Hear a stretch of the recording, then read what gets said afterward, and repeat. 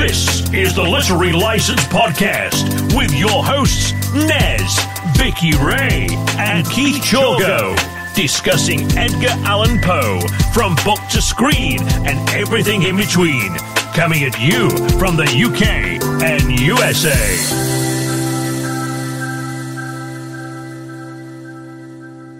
You'll find us well stocked with the usual cases: neurasthenia, dementia praecox, incurable homosexuality, epilepsy, melancholia.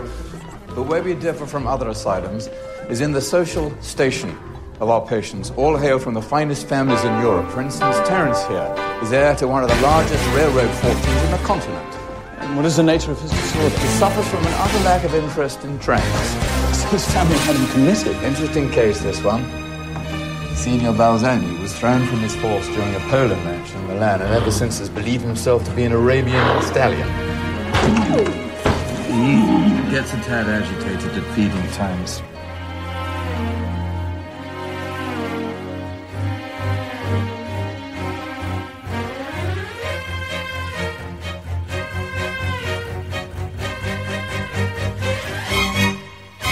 It's not like we did something wrong. We just burned down the church while the choir within sang religious songs. And it's not like we thought we was right. We just played with the wheels of a passenger train that cracked on the tracks one night. It's not like we ain't on the ball. We just talked to our shrinks. They talk to the shrinks. No wonder we're up the wall. Not stupid or dumb. We're the lunatic fringe who rusted the hinge on Uncle Sam's daughters and sons. Good old boys and girls, congregating, waiting in another round. With roller coaster brains, imagine playing with trains. Good old boys and girls, congregating, waiting in some other world. We're all crazy. We're all crazy. We're all crazy. Lizzie Borden took an axe and gave her mother 40 whacks. Indulging, trying to be bad. No! The innocent crime seemed alright at the time. Not necessarily mad. Not necessarily mad. We watch every day with a bus, and the driver would say, that's where lunatics stay.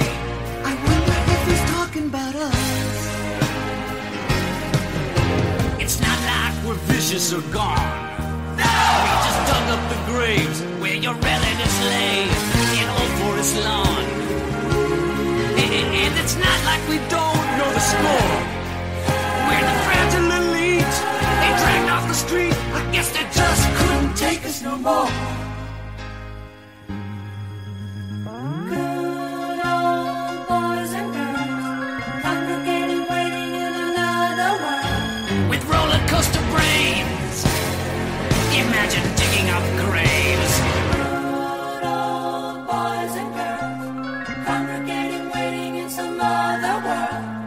We're all crazy. We're all crazy. We're all crazy. We're all crazy. We're all crazy. We're all crazy. We're all crazy. We're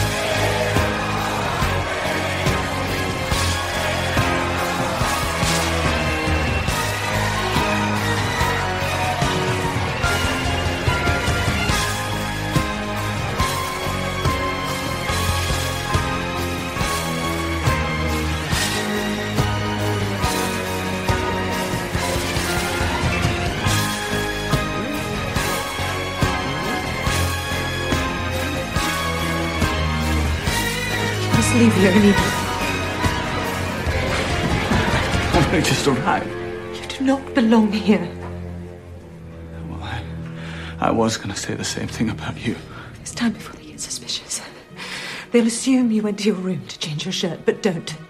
Leave your things. Go straight to the stable. The Rowan is the most sure-footed on the moor. She'll see you safely back to town. Hello, welcome to Literary License Podcast, and today it's our Edgar Allan Poe episode. And of course, this is part of our Insane of the Membrane post. And just to let you know, most of our music from our opening credits will be coming from the Alice Cooper album, From the Inside. Thank you to David Foster and Alice Cooper and the people at Warner Brothers for letting us use the rights for this fantastic album. Just a little side note, From the Inside is an album that came out in 1977. And basically what happened is back in the 70s, when you were drug or alcohol dependent, they put you into an insane asylum or a mental institution. And what happened was Alice Cooper went there to dry out, and he made an album about his experiences and the people that he met at a California medical sanitarium at that time. So we'll be using the music through this whole month of Insane to the Membrane, and want to thank all the people at Warner Brothers Records and David Foster and Alice Cooper for the use of their music, and with a special guest star, Marcy Levy. And if anyone doesn't know who Marcy Levy is, she changed her name to Marcella Detroit and became part of Shakespeare Sisters, who does have a new album out this month, which is also out by Warner Brothers Records. So, to no ado, this is our episode of Edgar Allan Poe, as stated before. Unfortunately, Nez isn't with us today, but we will be discussing the short story, The System of Dr. Tarr and Professor Fether by Edgar Allan Poe, and Stonehearst Asylum, which is a film that came out in 2014. So before we get started, let's see who's with us. Well, we only have one other person, which is my fellow co-host that's with us every single episode almost, except for the odd one, and that's Vicky Ray. Hello, Vicky. Hi, everybody. So let's find out what we've been up to. Vicky, what have you been up to since we last saw you last week? Well, there was Halloween yesterday and all that good stuff, and it was freezing. I had a bunch of Halloween people. All the kids came up to our house. We had a bunch of them last night, actually, and it got so cold here in Texas. It was like they were so dressed up. I had a hard time guessing who they were. Poor babies. How but cold is other cold? than that, I started, oh God, well, it's cold for Texas, okay? It's not like New York cold, but fuck, man, it's cold. I watched that series on Netflix because every time I'm supposed to be doing something else, you suggest it. And so I binge watched the whole first season. It's called Daybreak. Oh, love Oh Daybreak. my God. I talk about a takeoff on like what, Mad Max and, vampire this or Ghoulies or whatever. Yeah, and there's Zombie Walking shit. Dead. It's got a little bit of Walking Dead in there. Oh yeah, it's got everything. And I mean, it was so stupid. I couldn't stop watching it because it was funny, and at the end I was really surprised. Was not expecting the end, but I won't give that away because it's fairly new. And I watched 3 from Hell finally. I had to go back and watch the House of Thousand Corpses. Is that what it is? Oh, yes. And the Rejects from Hell, which I thought was the best one. 1, 2, really, whatever on 3 from Hell. I think they really got rid of the essence of the characters in that movie for some reason. I don't know what Rob Zombie was thinking, but it was. I think there were some problems on the production, from my understanding. Wasn't it Sid Haig was also very sick during the making? You could tell he was sick in the beginning of it. He was really thin compared to he was really robust in the second one. You could tell he was probably failing at that point. And I finally watched Happy Death Day. I don't know why. It was just something I turned on.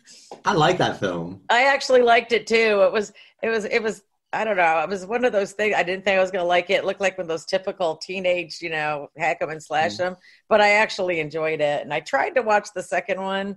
I didn't get too far in it. It's like Happy Death Day to You. Oh, yeah. There's a lot of time jumping in it. So kind of like. Yeah, the first one was definitely pretty good. But other than that, it's race season for Asher. But other than that, not any much more different than usual. What about you? An interesting side note about Happy Death Day, it's directed by Michael Landon's son, written and directed by him. I didn't notice that. Yeah, the gay son. So the gay son, which that's so important. Michael Landon Jr., maybe? I don't know. It makes it more fabulous. Yeah, well, Michael Landon was a good-looking boy, so, I mean... Yeah, he was. He was a very handsome man.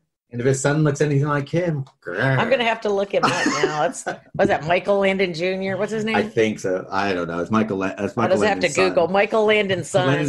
Michael Landon's gay son, who's a director. Michael. Okay, I'll look it up right now. Michael Landon's gay son.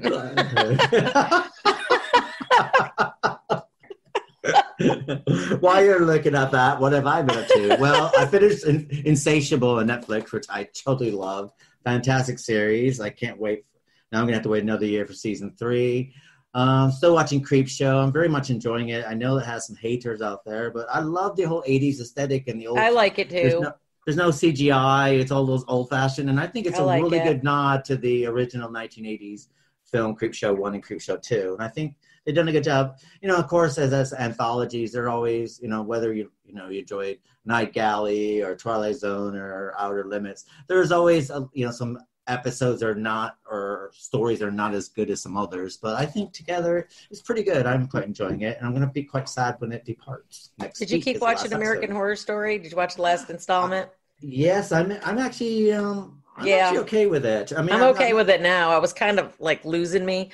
But the last 2 episodes, I was kind of like getting a kick out of. Don't know why. I just kind of took a turn. Yeah. I think it's it keeps making these weird turns and stuff, which it keeps me guessing. Is the main character? Is she in? She's been in jail for 10 years. Is she in the 90s now? No. I don't know. No, aren't they in 89? Aren't they in 89 now? Are they still? Okay, I was confused. Yeah, because it was 89. Yeah, it was 89. I mean, it's still got 2 more episodes to go, so God knows. Well, they got they mentioned how the season finale or whatnot. I wasn't expecting what happened, and I like how they got them all stuck in the same place and how that's going to play out, because I don't know how it's going to play out, but it should be interesting. So, what else have you been watching? Anything else? Nothing in particular. I watched some Ari Aster's Midsummer. I loved it. Did not see that yet. I was cruising by it. Well, we'll be covering it later on in the season with a double feature with Hereditary, with a special interview with the director. I love his films. To me, he is to horror films what Kate Bush is to pop music. And the director is, for our listeners? Ari Aster. Ari Aster. And what I like about his is that they work at their own pace. It's like watching like an American film done in a European style, but it's a bit like, I guess comparing it to Kate Bush. Kate Bush is pop music, but it's so out there and so different. And that's what I like about films. They're so different, and you just kind of just watch it and you let it wash over you. And you think, okay, it's not your standard horror film where it's, all these horrific things thrown at you and there's this great big chase sequence or anything like that. But it's very unsettling, and to the fact that whenever I watch his films, I have nightmares for like 3 or 4 days afterwards, because it kind of just sinks into your subconscious. Well, sinks into your subconscious. And nothing horror. I mean, the circumstances are horrible that happen in it, but nothing really, you don't really see anything horrible. It's all about the situation that they're in that's horrible. But it just seeps into your subconscious. So, yeah. So I'm really looking forward to when we get to that. So, but I watched the director's cut, which is about 3.5 hours long. Oh, wow. Is that on Netflix? Or is that No, I actually bought the Blu-ray of it. So I know I saw it on one of my channels. I kind of cruised past it. So. I was watching. It's come out. Right. So. I finally watched Glass. Finally. Any good? I liked it a lot, but it was, I think there's going to be more movies coming. Not sure, but how they left it. I didn't know if you've seen it or not, but you'd probably like it because it does tie up all the movies together. I didn't expect the ending. Like I said, I never expect some. And that's when I like a movie, when I do not know. I didn't see that coming kind of thing, but it was worth it. I mean, it was a good movie. And, who plays he was in Split. Who's the actor? James McAvoy. Oh, my God. He does such a great job with 24 different personalities. He's fantastic. He's just fantastic. Well, we quite enjoyed when we did Unbreakable and Split. So, and I remember we were going to do 3 Glass as a special one, but we got too tied up with all the other episodes, so we never got around to it. So, I probably will revisit that when it comes on, like Now TV, which is basically our version of HBO or Cinemax. So just whatever the hell it is. Yeah, whenever it comes on, which is probably any time now, because it's been over a year now. So it's on Amazon Prime. Well, not Prime. No, I had to rent it. I digress. Yeah, if I get really bored, I might rent it. So, but I will see it at some point. I did rewatch the new Halloween and reassess that. It's okay. It's okay. It's not awful. Is that you're talking about the 2018 one? Yeah, the 2018 one. Yeah, it wasn't awful. It just, I think we discussed it before. It's just like, God, they've got so many different, there's not a timeline with any of this franchise. No. Seriously. Really, and I'd sit there and say, I've never seen so many ugly teenagers in my life than in this movie. So I don't know. I kind of like my teenagers look quite cool and pretty, and then they get killed off, and you think, oh, look at that pretty person getting killed, yay! But when they're ugly, you think, well, you're actually putting them out of their misery. So basically, I don't know. That's just me. So it's sort of like the horror story. Was it that meme I saw the other day? I might have tagged you on it. It's just like you're getting older when you're starting to root for the villain who's savagely torturing and murdering all the teenagers. Well, I think the problem is when you get the millennials now. I mean, this is the stereotype millennials, not all millennials, but the stereotype millennials that they put in these films now. And they're so self-righteous and so self-aware and so woke that when they die, you just think, well, he's better off before you get out into the real world and realize that the world's just going to fucking crush you anyway. So, I know. It's like buckle up, cupcake. Yeah. Life ain't began to shit on you yet. Yeah, and as you know, when you get older, we all realize that when God shuts a window, he nails all the windows shut, nails the doors closed, and sets the place on fire. That's life here. Absolutely. So, well, I guess that will brings us into The System of Dr. Tarr, Professor Fether by Edgar Allan Poe. Well, it's interesting. This is a dark comedy, which Edgar Allan Poe is not really known for. It's a short story, and it was first published in the Grams magazine in November 1845. The story centers on a naive and unnamed narrator's visit to a mental asylum in the southern provinces of France. Now, what's quite interesting is this is also something that's very political for Poe, which we're not used to in the Poe stories. Well, there was kind of an awakening back then about the mental health situation in the 1840s. So yes, but what's also quite interesting is at the time the story was written, the case of the insane was a significant political issue in the United States. People were calling for asylum reform because the mentally ill were being treated as prisoners, while increased acquittals due to the insanity defense was criticizing for allowing criminals to avoid punishment.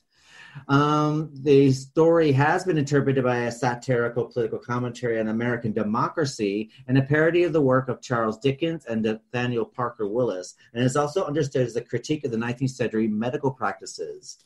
Now, what's quite interesting is that I guess you could sit there and say that this story is when they say the lunatics take over the asylum. Right. This is pretty much it.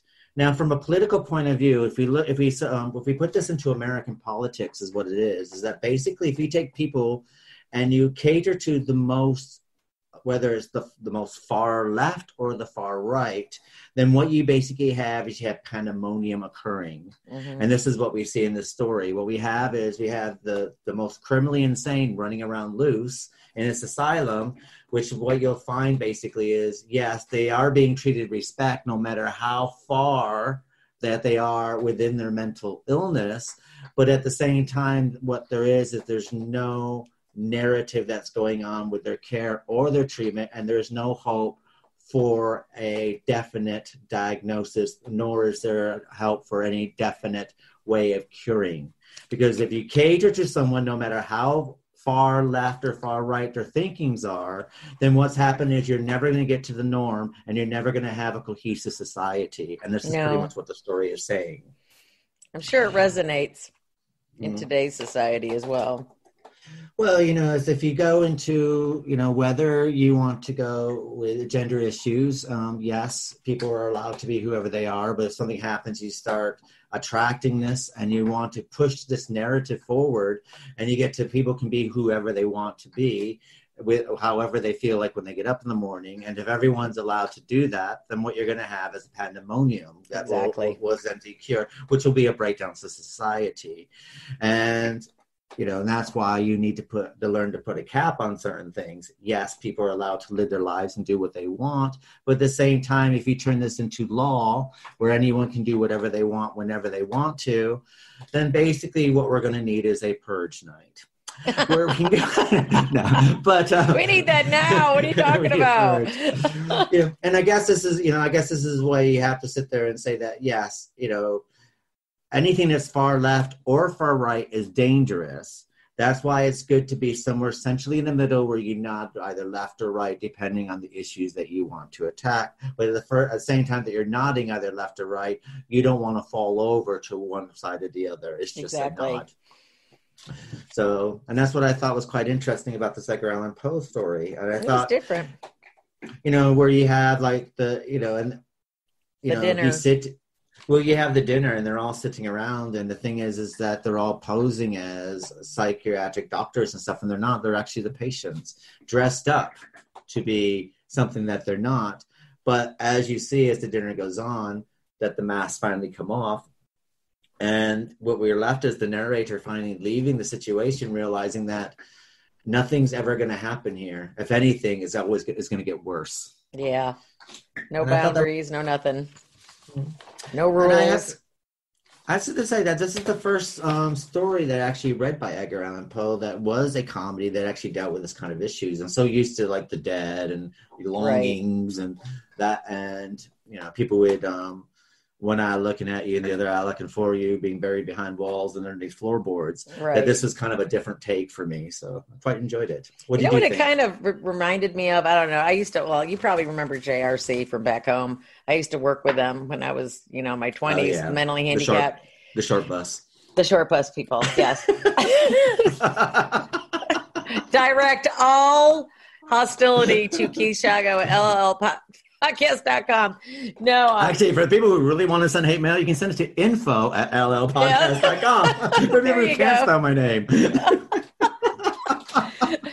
What it reminded me of, though, is remember when Geraldo Rivera went up into like Saranac Lake and Tupper Lake and all those places back in New York back in the 80s, late 70s, and he exposed all of what was going on in the mental institutions up there. And that's why, in Watertown, you had all these, they call them CRs, something, remember, residential, whatever. And I used to work in a couple of them. Man, I used to get my ass beat too sometimes. But it just reminded me of, I don't know, there was supposed to be humane laws and whatnot in effect back then, but it was not being adhered to in any capacity. And these people were they're getting burnt with cigarettes. They're being sexually abused. I mean, if you can think of it, they were doing it to these people. And when we got these people and they placed them in these residential homes for them, it's like a home setting, and you could tell, oh my God, it was so sad. It was just, but I don't know why this reminded me of it. It just did. Maybe I was talking to somebody else about it the other day ago, because I don't know how many times I went to the emergency room for a tetanus shot because they had to get my hand dislodged from somebody's mouth, Well, I remember doing my first placement here in psychiatry and walking through the wards. And it was called, at that time, the Nicole Ryan ward. And just walking through with my, my medical notes and getting ready to see my next patient. And some psychiatric ill patient took up a full can of Coke and threw it at me, hit me in the back of the head. He goes, "You Yankee bastard! You Yankee bastard!" In this strong Scottish rogue. It's like, and to be honest, I probably did the most unprofessional thing ever. I picked up the Coke can and threw it back at him. Well, that was probably less cordial than he was used to. Yeah, but what was quite interesting is that when it comes to psychologically ill people, and we're talking about people not with a little bit of depression here, we're talking about chemically imbalances of the mind here that we're dealing with, and it's quite a difficult thing to judge, because sometimes I don't really deal with this anymore. I used to deal with more earlier in my career. I've kind of like flaked out and gone for an easier path now as far as what I deal with now. Right. But at the time, you kind of would look at these patients and they'd be speaking to you, and it's kind of like listening to Charles Manson after a while, where he starts making there's a lot of making sense going on here, and you're kind of going, sort of thing. And it's kind of like, And then you have to think that some of them are very happy in their delusional states, while others are quite dangerous in delusional states. But then you look at the whole thing with the medications and everything that come around it, and the medications are just as dangerous as the medications. Themselves. I had to take a class just in medication to hand out medication to these people. I mean, from Mellaril to morphine, you had it all. I mean, it just didn't matter. I mean, a lot of benzos, and it's a lot of testing as well. What you do is when you're testing on these patients, you're testing dosages, and so you try this one drug and then you titrate it to high, and then you try titrating it down, and of course all medical medication that deals with mental health issues are a hell of a lot of side effects. It's a bit like watching US television when they're advertising those drugs, and then it has this whole list. Right. Now quadruple that list, and these are your, mental health medications. And I just, it's like you're titrating this down. Okay, that doesn't work. Well, we'll try this. So you bring this other one in, and then it's like, okay, well, to get rid of this one, and it's just a constant experiment all the time. And so, mental health issues are up there. Now, I'm not saying that, but another thing that I find, which is quite interesting, that the story does point out. And though in this country, I was quite shocked when I first moved here, they still do electric shock treatment here. Do they really? Is there any valid reason for that? I mean, it just seems like it would just blow the light bulb. Well, the reasoning that they have here, they call it ECT here, and they say that what it does is realigns the chemical imbalances for a short time. So it's not long term. And what it does subdue people, but it does have a thing about short term. It has problems with their short term memory. Right. And so I guess, so if something happens, you get something traumatic in the short term. Yeah, I guess it could help with that, but I've never really dealt with it. I understood it. I refuse to be involved in it because it's something that I personally don't believe in, because being educated in the States, this is not something that we practice there. Right. So I didn't feel right practicing it when I came over here, though I did understand the reasonings behind it, but I didn't really support the reasoning behind it. But then I'm another person who doesn't really support all the medication side of it either, because I don't think, unless it's chemically imbalanced, but if it's something that's not a chemical imbalance within the brain, I'm not sure medication is the way forward, because you're dealing with the problems in a superficial level, but you're not actually dealing with the main symptoms of the problem. And so therefore you're never going to help the patient further along. What is this soothing thing that you keep talking about? Why don't you explain that? Because I still have not figured out what they're talking about with the soothing thing. Soothing is what they used to do is they used to put them in these like really, really hot baths. And then what they would do is they would put this great big canvas up until their neck. And then what they would do is they would just sit there and they'd be in this water that would be like quite boiling, but then eventually cool. And you would sweat out all the impurities in your system. And while you're doing that, what you're doing is you're contemplating your life. And as you're contemplating your life, this will give you mental health way of moving forward. Now, this is something that carried on probably up until the 40s and 50s, probably up until the beginning of the 60s. Right. It's not practiced anymore, of course, because it is considered put people a form in a of torture. canvas bag and boiling water until it cools to a tepid bath. I don't know. Well, you're just sitting there just sweating the hell out of you. And the thing is there are horror stories about this, and you do see it in some of these, every once in a while you'll watch like a horror film that has about the mentally or psychotically ill people in it, and they will show this thing going on. And I mean, there's a lot of practices that went on at this time. There would be things where they would do frontal lobotomies, and a frontal lobotomy would basically is they take this hook, which is like a great big ice your eye, don't they? Yeah, they would go in through the tear duct of your eye, and then they would go into the frontal lobe of your brain, twist it around, and pull it back out. Sometimes they would go up through your nose and do it. So I know, I've never understood. That's so barbaric. As far as they did that, Frances Farmer. Do you ever remember watching a story about her, the actress? Yeah, they lobotomized her. Oh my God, she.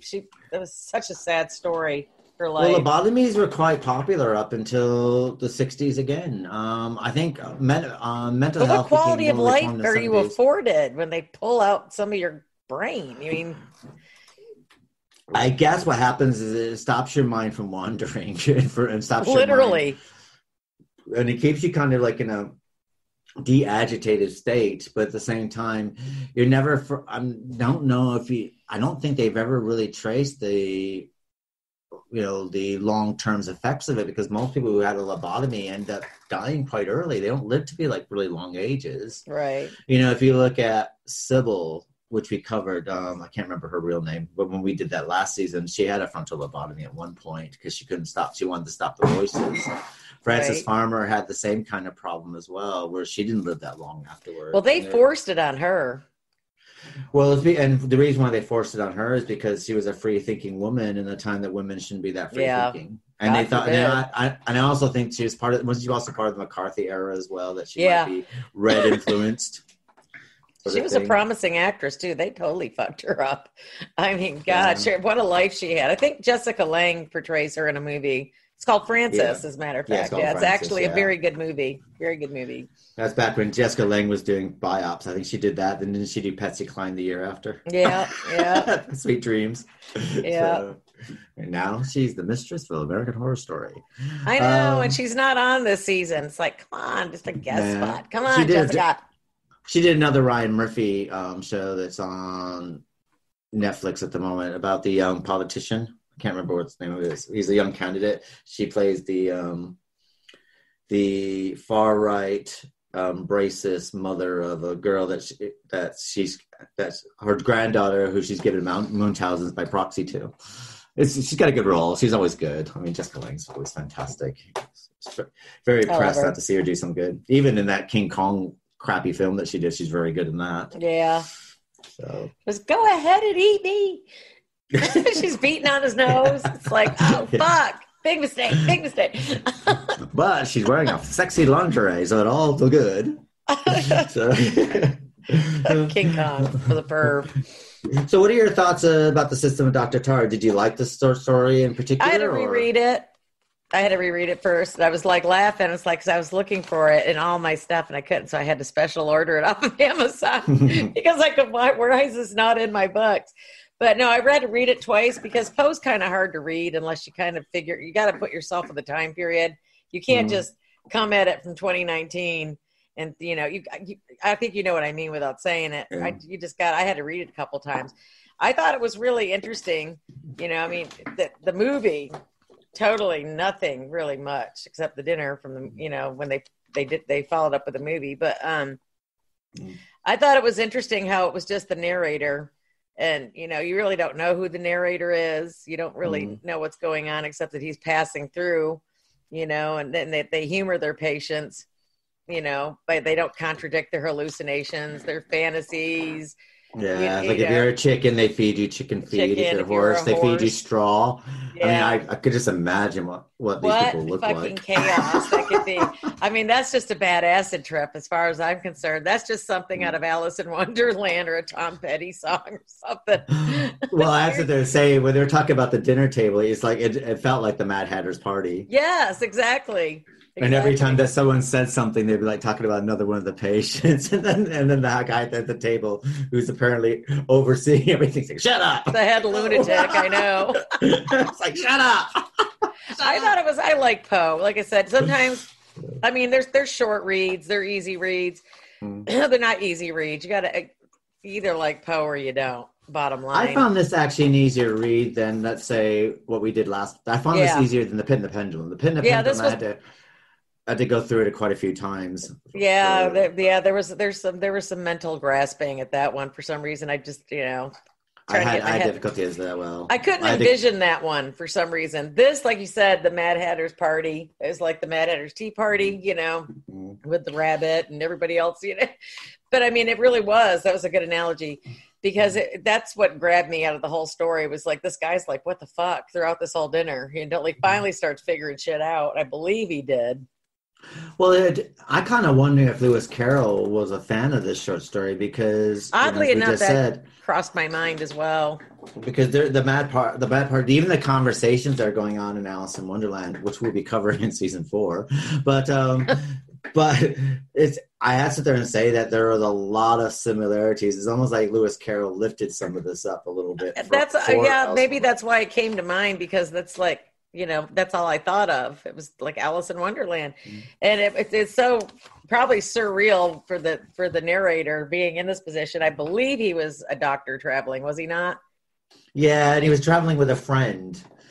And what I found, this is kind of bizarre, because the friend goes, "Oh, I'm not going in there," sort of thing. And he goes, basically he goes, because I want to go. Have you heard about the Sarah Center? And they're like riding around like clip clop on their horses. And the guy goes, "I'm not going in there, but if you want to go in there, I'll just wait outside. I'll slowly ride my horse, and then." After you leave, just come and catch up to me. Right. And then the guy goes in there, and you're thinking like, "Oh, we stay for dinner." I'm thinking like, "Well, how the hell is he ever going to catch up with this other guy now?" It's like I think he's almost there, like the whole night almost. Yeah, he dipped out on him. Yeah, but there's, and I think what else I found about this story is like, this is a lesser known Poe story, and I'm familiar with the big ones, The Pit and the Pendulum, Telltale Heart, Usher, Mask of the Red Death, House of Ushers, and so on and so forth. But I'm finding these little known stories like Hop Frog that we covered with Mask of the Red Death, right? And this one, I found these a lot more enjoyable than some of the other ones, some of the ones that we've done so far. Right. It'll be interesting as we go further into Edgar Allan Poe's career about how I'll find the other ones. Well, but he's trying to make light of a dark situation. That's all Poe does.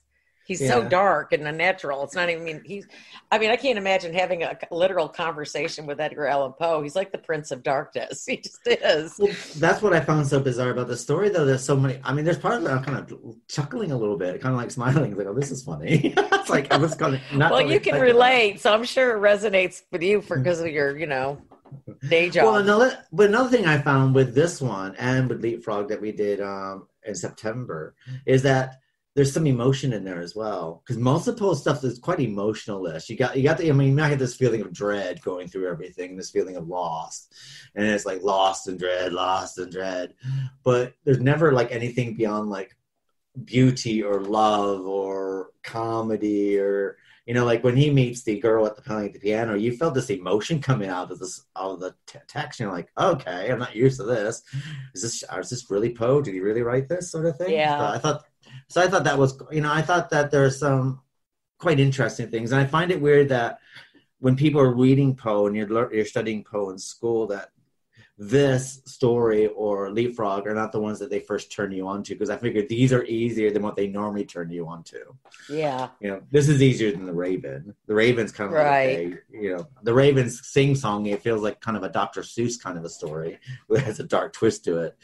But because it has that, and nevermore. Nevermore. That's right. It has that kind of hip-hoppy thing. It goes on with poetry. But. Well, it does kind of, didn't you feel though when you were reading this, I don't know when we get into the movie, but there's some form of discomfort level as looking at it through the narrator's eyes. Well, I found the discomfort in the simple fact that because everyone was mad, that you expected something to turn at any point, but it doesn't. That's what I think. And I think that's probably what, because the thing is you expect, because he's sitting there and here everyone's thinking these supposed to be people like these are supposed to be the aristocracy, right, of this area, which right. we found out later that these are basically just the impatiens. They're not, they haven't come from far away. So you think that, okay, these are just like tweet little farmers dressed up in aristocratic clothes, and that's what he thinks they are until they open their mouths. And then at some point you think, okay, the lunatics are going to take over and something horrible is going to happen, but it doesn't. He just leaves. And I think that's, so you have this like this fake dread thing going on. He thinks that they're going to turn at any moment, but they don't. So, okay. And then he leaves. Okay. All's well that ends well. No, there wasn't a sad part. You just have to wonder, it's like when he leaves, is he going to turn all these crazy people? Is he going to say, hey, the lunatics had taken over the asylum. Well, he's gonna go to Paris and go to a party. He goes, God, you won't believe what happened. I went to this really bad house where they're just running around all over. It's gonna be like one of his little party stories that he tells wherever he goes. It's like, oh God, I had a horrible time. Well, you think you had a horrible time? You should have been to the sanitarium I went to about 3 years ago. They're running all over the place.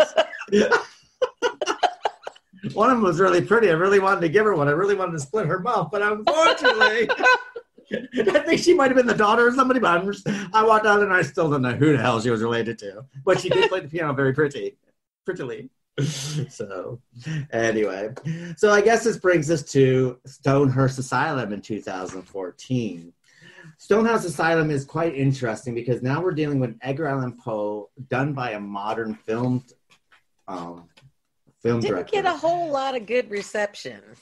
I think it was it's known by two different names: Stonehearst Asylum or Eliza Graves. Which right. Eliza Graves is quite interesting because I actually thought this might be like a real Poe, like a Poe name, but it's not.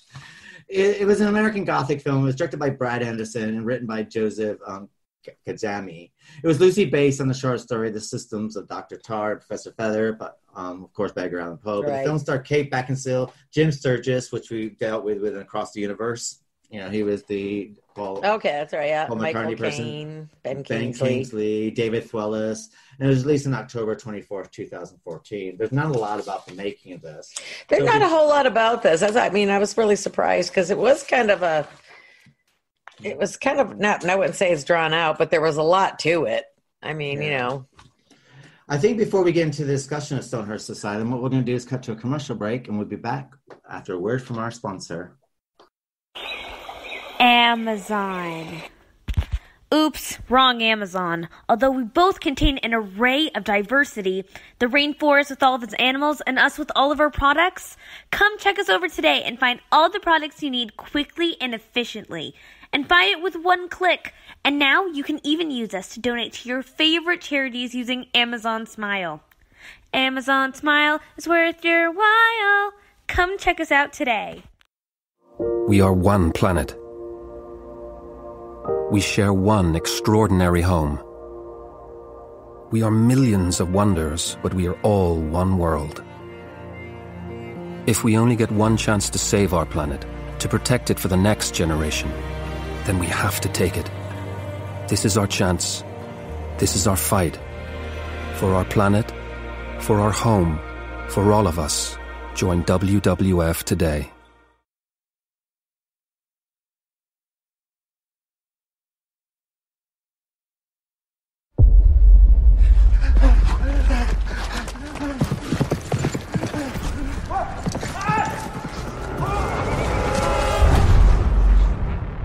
The doctor will be along shortly. You have my word, you won't be harmed.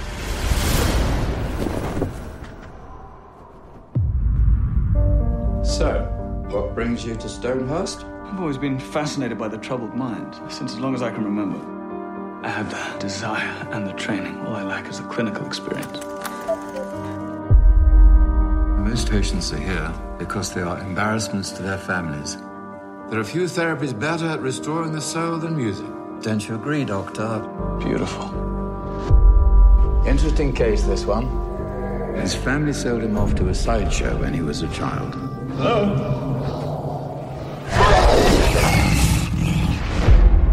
Suicidal tendencies are not uncommon amongst the deranged. Did he stab himself in the back as well?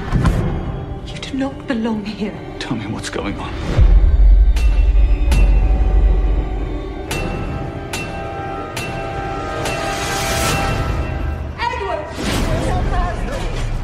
How do you know my name? I am Dr. Benjamin Salt, rightful superintendent of Stonehearst Asylum. When you have found a thing a man fears most, you will have discovered the key to his madness. Why did you come here? I came here for you. An unfortunate case. Tormented by delusion. What are you going to do to him? Treat him, of course. You may do the honors, Doctor. You can't possibly imagine the moment. Together, we shall celebrate the dawning of a new day. Why would you presume I would go anywhere with you? I will not leave without you. We're all mad. Some are simply not mad enough to admit it.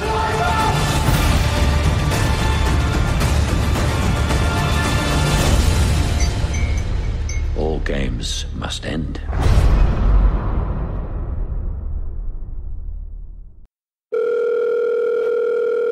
Hello?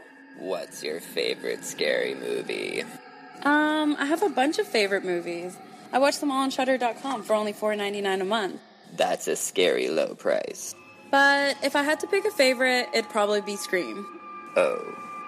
Yeah, it's the only streaming service that lets me watch hundreds of horror movies on demand. I'll be right back. Hello? Hello? Hello, are you gonna subscribe? Hello? Go to Shudder.com to subscribe. If you dare. Hello, welcome back to Literary License Podcast, and we're discussing Edgar Allan Poe's The System of Dr. Tarr, Professor Fether, and we moved on to the 2014 film of the short story called Stonehearst Asylum. So, Vicky, what do you think of Stonehearst Asylum? Well, everything is not what it appears to be, that's for sure. It was loosely, I will say, based on Edgar Allan Poe's story. Except for maybe the dinner part, and that still wasn't kind of the same thing. I have to sit there and kind of slightly disagree with you to a certain extent, because I think what makes this different from the other Poe movies so far that we dealt with is that the first 25 minutes is exactly the short story. Yeah. And then yeah, maybe. We're so used to the last third being the well, maybe that's what threw me. That's why we're not agreeing. Yeah, but I sit there and say that out of all the stories that we covered so far, I think this is probably the most related, because the first 20 minutes is almost word for word. Because remember, the story ends with them going to the dinner party. And that's how and then he leaves, and that's it. So it's like we got everywhere until the narrator leaves in the short story, and this movie does all that, but he just doesn't leave. He just stays a bit longer because he's not just a narrator. He's there to take part in.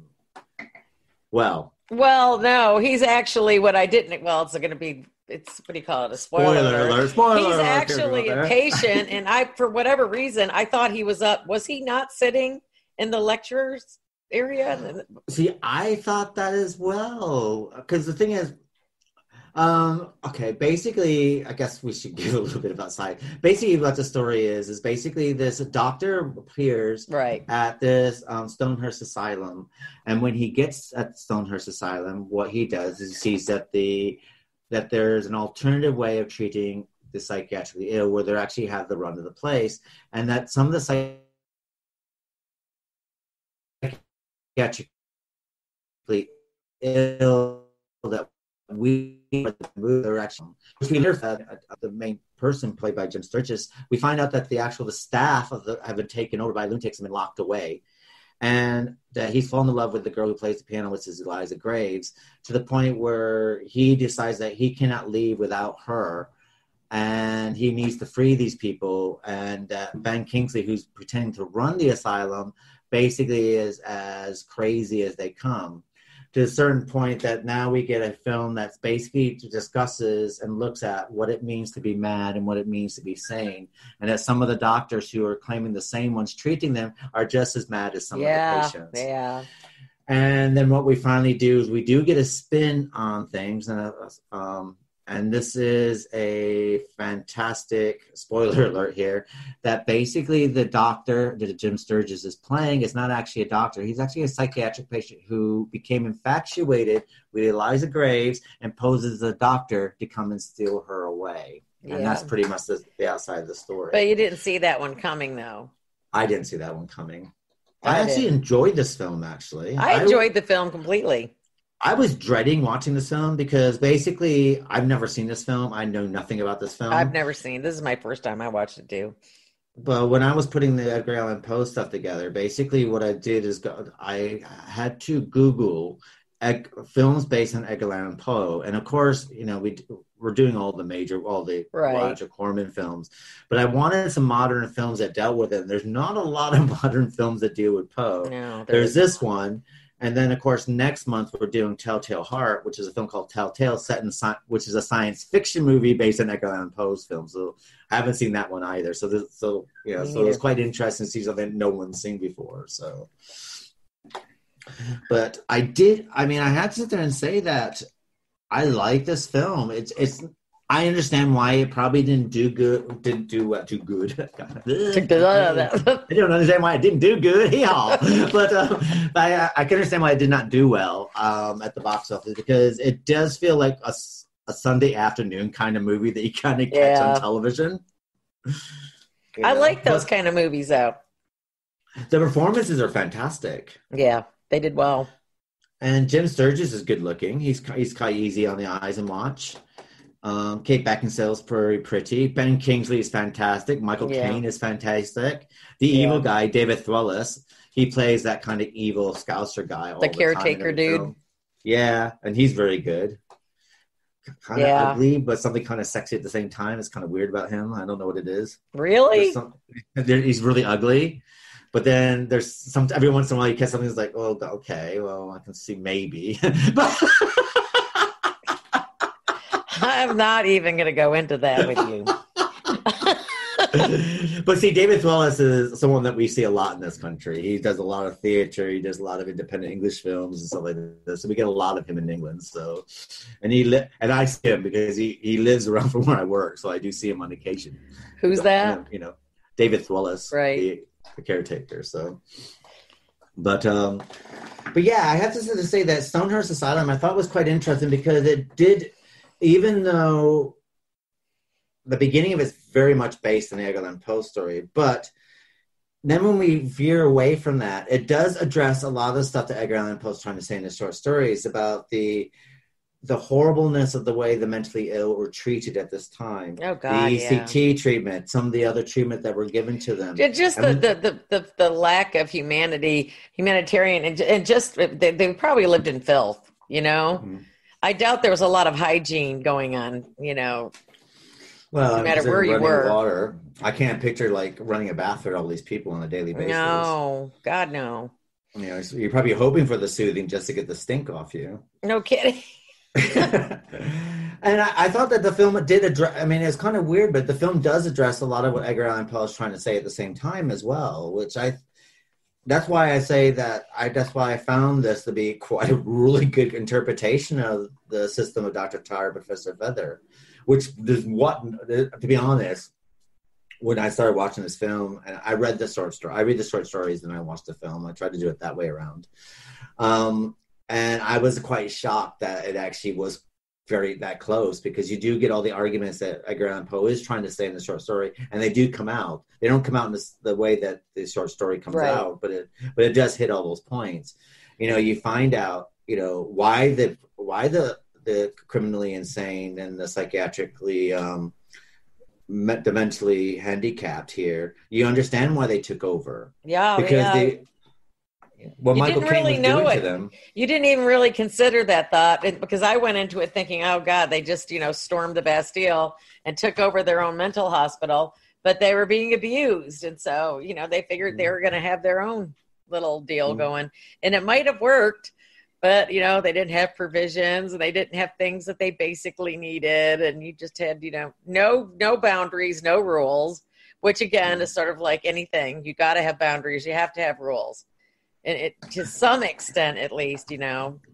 Well, I thought it was very interesting with the female role, why some females were put in there as well, because if something happens, they didn't want to get married to the person that they were forced to marry. They would lock them into these places, and I thought that was quite interesting to bring that into it, because it actually took a 2D character that was in the Poe story and actually rounded her out of it. Well, women were property back then. Whether you were here or there, it didn't really matter. You couldn't even vote, for crying out loud. It just was not a good deal. Well, even the young girl that was in it, she was actually really, really good. She did a good job at her part. I had to sit there and say that finding these character names are very, very difficult in my notes. Yeah. So, the way they haven't done it, it's really hard to get a breakdown of what we wanted. Was it? Where is she? Oh, was she Millie? Yes. Sophie Kennedy Clark. She was fantastic, and I liked her storyline that basically that she was locked in there because they thought that she has some kind of schizophrenic diagnosis. But the realizing that when they gave her things to do and gave her a sense of responsibility, she wasn't schizophrenic. No, she wasn't. And I quite liked her character. And I mean, it's sad what happens to her character, but I thought that was really done. Edward Newgate, played by Jim Sturgess, I loved his character. Just the way you think he's one thing, and then you find out he's something else, and then it becomes something tough. And I like the way that always changed because it kept you on your guard. Yeah. And when you do find out the thing is, I did go back and watch the beginning of it again, like when they did show her in the courtroom, and It is him that they bring out. He's the next patient they bring out. You do see that in the beginning. They do show it to you. I'm gonna have that. I don't had a total right over my head.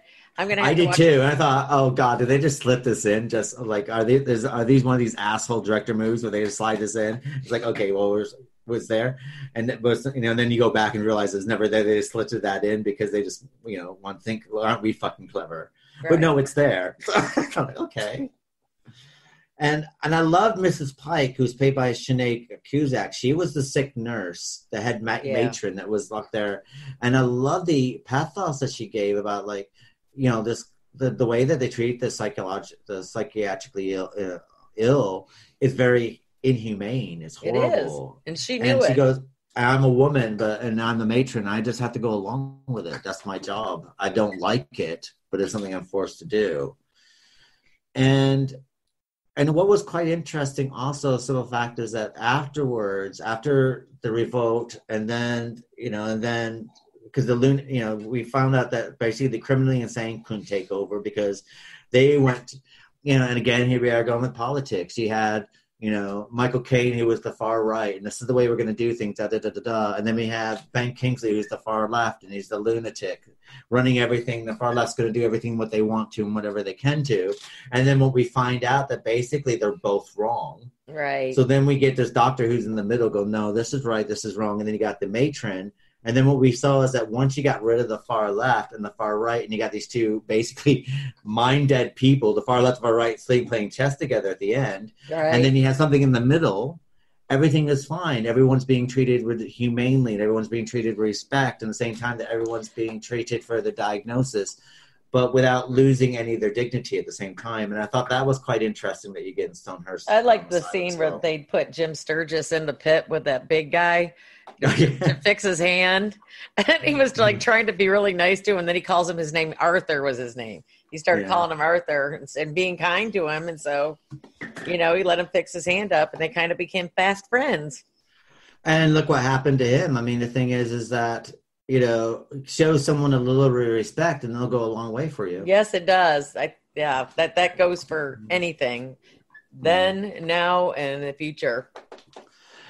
And I did love the ending. I loved that after all the action takes place, and basically they bring sanity back to the Stonehearst Asylum, and then you got later that Eliza Graves' husband shows up to take it away, and they find out this doctor has signed her off. Then you find out the Jim Sturgess wasn't a doctor. He was a psychiatric patient who fell in love with her, became obsessed with her, and he posed as a doctor, and then just the way that whole scene's played out, and that final twist of the tale. Right. I quite like that. They go to a really nice, beautiful nut farm. Yeah. So, I mean, it's all scenic, and it looks like something that jumps out of a Parisian painting, like they're on the banks of the Mediterranean or something. Well, they're in Tuscany. They're in Tuscany. Okay, that's right. They're in another asylum run by nuns. They're happy. But the thing is, we don't know if they're patients or they are practicing, so we're not quite sure what exactly they are. But we know that they're gone to a peaceful insane asylum. But maybe Tuscany treats them differently than they do. I don't know. It looked really idyllic, right down to the white clothes, and the piano, and and just everybody's flitting around like a Midsummer Night Dream, kind of, sort of. But they had their happy ending. It did have that dreamlike sequence to it, though. So I guess if you want to put in some kind of Wouldn't they go there and say, "I'm crazy, take us in"? I mean, how do you check yourself into an idyllic insane asylum run by nuns in Tuscany? Show up and drool? I don't know.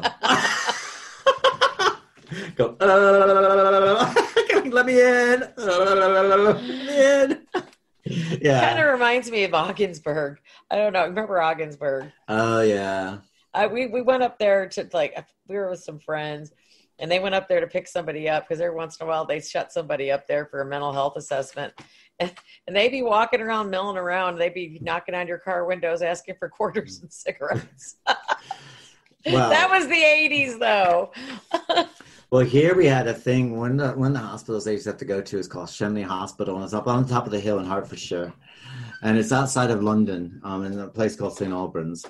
And what you do is, so you have to go up this winding road, and the road kind of curved and curved and curved up on top of this hill where this great big Victorian mental institution is. And patients would walk down this road in the middle of the night to go buy cigarettes and stuff like this. And of course, because it's a dark country lane, they just get hit by cars all the time. Oh my God. Yeah. You know, what happened to, they got hit by a car last night. They're no longer with us. It's like, what were they doing out? Well, they let them do it? Well, sometimes they just get out. No one. They just get out. Just walk out through the front door. Yeah. There'll be sometimes they'll be wandering around like the beginning of Halloween when Michael Myers is escaping them. Oh, yeah. They're all running around in their hospital gowns. You're like, and he's like, show up going, what are these people doing running around? Yeah, exactly. That's what I am envisioning right now. Yeah, that's what you got. And you'd be asking, sometimes they get out. You're like, okay. It's just, they were looking at 1988, 89 at that time when I first came to England. And I was like, okay. And I go, maybe this is normal. Maybe it's the way they do things here. I don't know. The rest is history. Yeah, I'm so used to having one behind 8 or 9 locked doors before that, but it was a really cinematically well shot film, though. I mean, the costumes, the settings. I'm trying to figure out was that a set they built? Because I couldn't find nothing about it, or did they actually have a? I'm kind of wondering if maybe the outside is probably a real historical house. It looked like a real historical house. Yeah, I know. It looked real. And I couldn't find anything on that. Because to be honest, with the budget it had, I can't see them building sets for that low budget. No, I think what was their budget? The box office had made $3.2 million. It could have done better, probably. How much did they spend on it? It was Millennium Films, I believe. It was distributed by Millennium Films. Icon Productions, though, that's a fairly big company. They do a lot of expensive stuff. Yeah, it doesn't really talk about how much they spent on it. No, they don't. So, but I can't say they spent a lot. It's an English film, isn't it? It's not. It doesn't have American money attached. I don't think it has American money attached. Because if it had American money attached to it, there'd be an American actor in there. Yeah, no doubt. So I love Kate Beckinsale, though. I like all of her movies. She's so pretty. She can pull off just about any outfit. You could throw her in, a flour sack and she'd still pull it off well. She's just one of those people. I think the 57% based on 55 reviews, giving it 5.5 out of 10. I think that's a bit unfair. I think I'd probably give it about 7 to 8. Yeah, I don't think it was that bad. I just think that it was one of those sleeper films that never really. I don't recall ever it getting any airtime for advertising. Yeah, I think if I went to the movie theaters and seen it, I probably wouldn't have enjoyed it as much as watching it from home. No, probably not. It's been like watching it, but I get like this about some English films. For instance, 4 Weddings and a Funeral, Bend It Like Beckham. I'd gone to the movie theater to see them and hated them. It's like, God, I was like, why did I pay money to go to the cinema and see this TV movie? Right. But then when I watched it, catch it on TV, it's like, excuse me, I was like, I quite enjoyed this now. I don't know. It just feels, I think for a Sunday afternoon kind of film, but if it's going to be like Friday night, let's go see a movie. Right. Yeah. I'd probably be highly like, oh, okay. Well, but there's a difference, it's your setting that you're in. Cause like on Sundays and stuff, Scott's in here watching football, and I'm in the back room, watching my smart TV and lazy with my sweatpants on and my big saggy socks. So it is a good film to watch, Yeah. I mean, I bought a copy of it on Blu-ray, which I think cost me like $3.99. And I thought to myself, like, I'll probably watch this and I'll probably stick in the bottom of my cupboard. I'll never pick up again. But I actually will probably watch it again. I quite enjoyed it. It did do the dinner scene. It had a lot of that. But I think that they were starving at that point because it looked like they were catching pigeons and they were just cooking birds, weren't they? I think it was a squirrel. Was it a squirrel? I couldn't make it out what it was. I think it was like one dead squirrel to share amongst like 20 some odd people. I was trying to figure out what kind of carcass it was. Like, oh man, no, whatever it was. I think it was a squirrel because it had like 4 legs and it had like 4 legs in it. And you had that really good twist where Jim Sturgess finds Ben Kingsley's Achilles heel because he's got that picture in the padded cell. So there's a little intrigue in there, and he brings that out, and that just totally blows his mind because he does read the man's file because Michael Caine, before his character was electrocuted into oblivion and stupidity forever and ever, he told him where to find the file and what made the guy tick. So it did kind of, it did have a lot of substance to it. I mean, I like the mystery behind it as well because you did. I quite like films that you have like these multi-layered mysteries going on because you get the mystery of him showing up there and you got like everything going on. You're thinking, okay, well, I read the Edgar Allan Poe story. Fine, okay, this is where we're going. But then you get this other mystery. It's like, okay, the lunatics have taken over, and then you got like the doctors there, and you think, oh my God, this is horrible how they're treating these people. And you think, oh, and then of course you get the 2 guys that break out, and then what happens to them? And you think, God, oh my God, these people are horrible. Yeah. And then you get another twist. It's like, and then you find out what these people that are locked away have been doing to these patients. They're awful. What about the anti-gravity machine they would stick them into or whatever the hell? They used to do shit like that though. Yeah. I mean, they used to spin them and spin it. What purpose does that serve? This is all such inhumane activity on people, and they used to do that stuff. If you hated somebody back then, the best place to do is put them in an insane asylum, not a prison, because God, man, they just fuck with you constantly. Well, I tell you, I got a list of people I'm putting into an insane asylum tomorrow after watching this film. No kidding. One of them on Facebook. But anyway, but no, I think, but I like that because then you got this, and then all of a sudden it's like, oh my God, and then all of a sudden it's like you get this understanding of how this has happened, and then you kind of like, but then you don't know who to root for here, and then of course and then you think, well, okay, Ben Kingsley's gone off the rails, and Michael Caine's off the rails, and then that sorts itself out. Then you get this other mystery about Jim Sturgess' character, Newgate, and all of a sudden it's like another mystery on top of that. That's what I liked about the story. It kept you interesting. What could have just been, I mean, and this is all done like in 93 minutes. This film is not that long. It's like 93 minutes. All. And it just kept changing and shopping and changing, and your views and your emotions move from one to the other. And I think that's what makes this film very successful. And if I was having people coming over and they wanted to, watch a movie, I probably would pull this out to see it because therefore it's got that mystery suspense to it. It's got a little bit of horror in it, but not a lot. Not a lot. It's kind of gothic. It's got that gothic feel to it. It's beautifully filmed, and I have to say, it's beautifully acted. There's fantastic. I thought that they all did a fantastic job. And I mean, Michael Caine, I thought he was so innocent in the beginning. They're all put in the dungeon, so to speak, and they're all fed like, very little. And you're just like, oh my God, you got to help these guys escape so they can take the asylum back. Just like it's just madness, literally. But even like the really small characters in this film are great actors. I mean, you got Brendan Gleeson as the alienist, Sinead Kruzak as Mrs. Pike, Sophie Kennedy Clark as Millie, Christopher Follard, James Fleming. These are people that are like big, and these are like very well established, award-winning actors playing these small parts. Yeah, and that's quite amazing to have all this talent in this film, and I think that's probably what keeps it trucking along for me. Well, I liked it. I mean, like I said, I've been trying not to watch the movie before I read the story because it messes me up. I think when it comes to any Edgar Allan Poe story that's been transformed into a movie, read the story first. Yeah, that's because way I do it normally.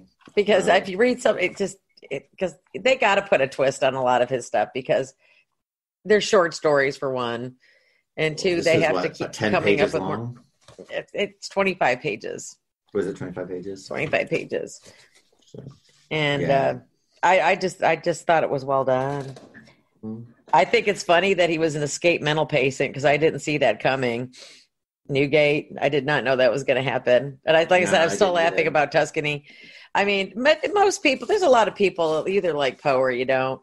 And I mean, a lot of people like Gothic stuff. Usually if I'm toodalooing through TV on Sunday and all of a sudden it looks like, a Gothic something, chances are I'll tune into that before I'll tune into anything else because I like that old Christopher Lee, Vincent Price kind of genre. Yeah. That goes on. I think this film, I think this is quite good. If you're one of those Downton Abbey kind of people, or you like your costume dramas, I think this can cater to that. If you like your Gothic, I think this can cater to that. If you're looking for hardcore horror, I don't think this is going to cater to that audience, unfortunately. But also, I think if you want to see some bloody fantastic acting, you can't go wrong. No, it's really they did a good job on it. But I'm going to have to rewatch it again because you said that the whole story is like in the first 20 minutes of the film, and that went shoo all over my head because I thought he was sitting in where the students sit, as opposed to looking down on the lectern in one of those kind of. Oh yeah, no, oh yeah, I know what you're talking about. Yeah, no, when they wheelchair Kate Beckinsale out of the room and they bring the other patient in and he's screaming and they have him screaming and reaching that patient and it looks like a boy, it's him. And I'm going to have to rewatch the first few minutes of it because that's going to bug me now because I must just have went right over my head because I didn't see it coming in the end. I thought that they were going to take up. I think that they.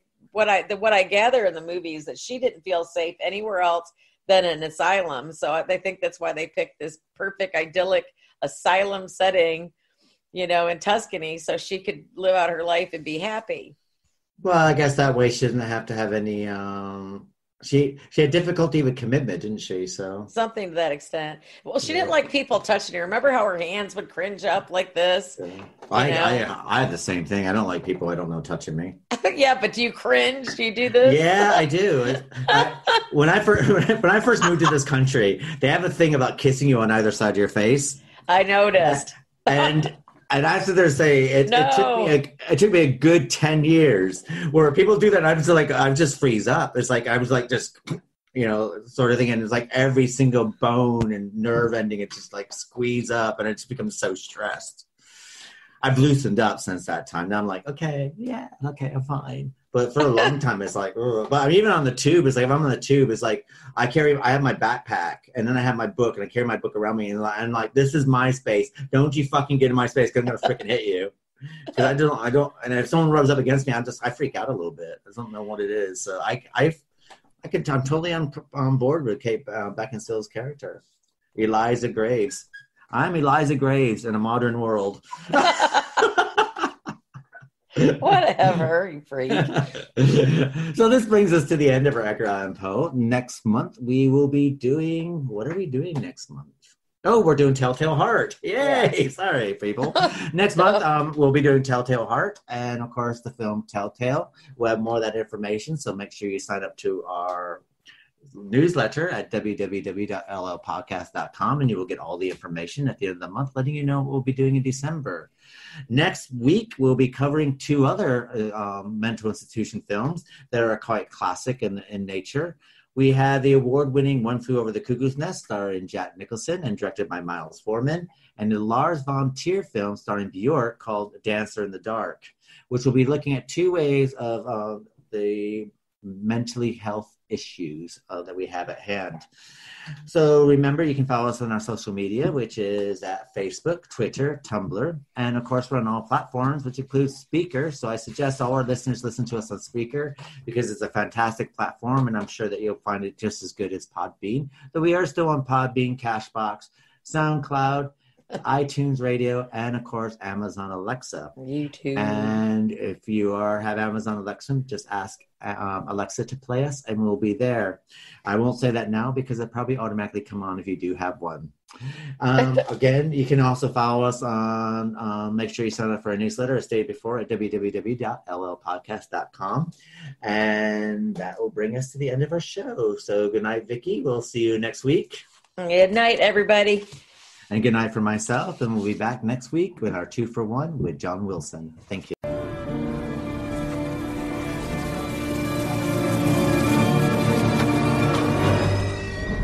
Presently, we have 200 residents at Stonehearst.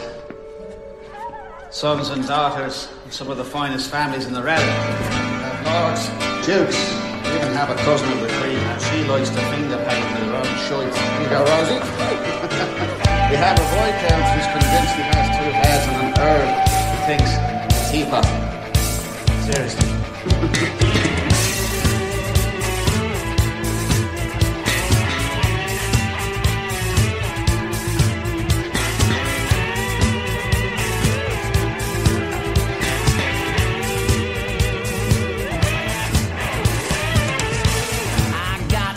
On the road somewhere.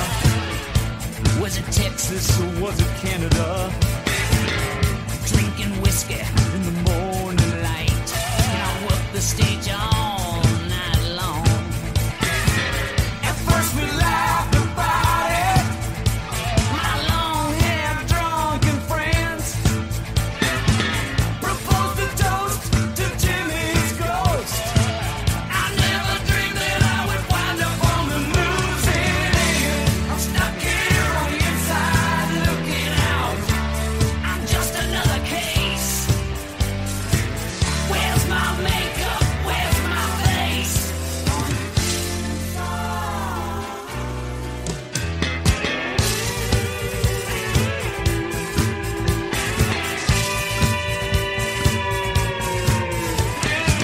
You all got your kicks from what you saw up there. $8 even buys a folding chair. I was down in Seagram's on another flight, and I worked that stage all night long. You were screaming for the feeling up there, and I was much obliged. The old road sure screwed me good this time.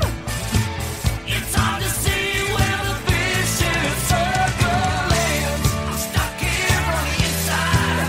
I'm looking out. That's no big disgrace. Where's my makeup? Where's my face? On the inside.